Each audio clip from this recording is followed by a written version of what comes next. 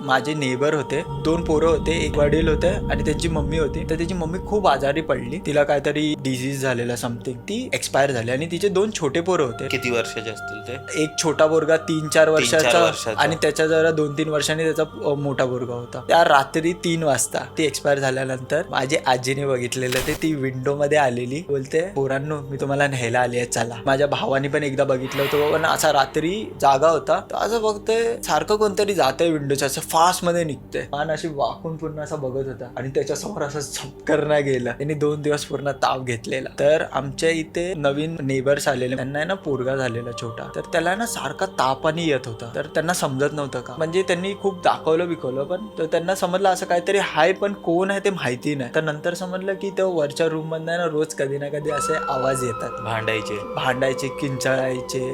पूर्ण पॉडकास्ट यूट्यूबवर आहे, पटकन जाऊन बघा.